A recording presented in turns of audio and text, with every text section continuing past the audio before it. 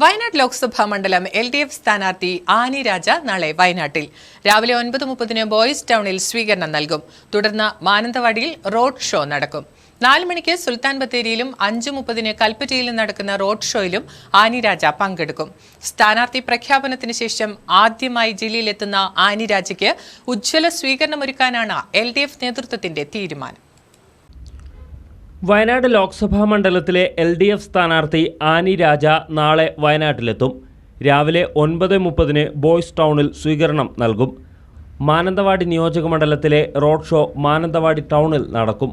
അതിനുശേഷം കൽപ്പറ്റയിൽ നടക്കുന്ന LDF വയനാട് പാർലമെന്ററി പാർട്ടി യോഗത്തിൽ പങ്കെടുക്കും.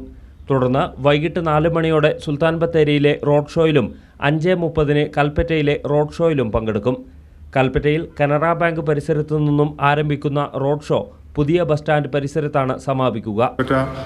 LDFിൻ്റെ പാർലമെൻ്ററി പാർട്ടി യോഗം നടക്കുന്നുണ്ട്. ആ യോഗത്തിൽ പങ്കെടുത്തതിന് ശേഷം നേരെ 4 മണിക്ക് ബത്തേരിയിൽ റോഡ് ഷോ. അത് മുനിസിപ്പാലിറ്റിയുടെ അവിടെ നിന്ന് ചുങ്കം വരെ റോഡ് ഷോ ആയിട്ട് അത് വാഹനങ്ങളുടെ എല്ലാ അകമ്പടിയോടുകൂടിയാണ് പോവുക. അത് കഴിഞ്ഞ് 5 മണി കൽപ്പറ്റ നമ്മുടെ മുനിസിപ്പാലിറ്റി കനറ ബാങ്കിൻ്റെ അവിടെ നിന്ന് തുടങ്ങി നേരെ പുതിയ സ്റ്റാൻഡ് വരെ റോഡ് ഷോ ആയിട്ട് പങ്കെടുക്കും. പരമാവധി വോട്ടർമാരെ നേരിൽ കാണാനാകും ആദ്യ ദിവസം സ്ഥാനാർത്ഥി തയ്യാറാവുകയെന്ന CPI നേതാവ് PK മൂർത്തി പറയുന്നു. ജില്ലയിലേക്കെത്തുന്ന സ്ഥാനാർത്ഥിക്ക് ഉജ്ജ്വല സ്വീകരണം ഒരുക്കാനുള്ള തയ്യാറെടുപ്പിലാണ് LDF. നേരത്തെ സ്ഥാനാർത്ഥിയെ പ്രഖ്യാപിക്കാനും പ്രചാരണം തുടങ്ങാനും കഴിഞ്ഞത് തെരഞ്ഞെടുപ്പ് രംഗത്ത് മേൽക്കൈ നേടാൻ ഇടയാക്കുമെന്നാണ് നേതാക്കളുടെ കണക്കുകൂട്ടൽ. News bureau, Kalpetta.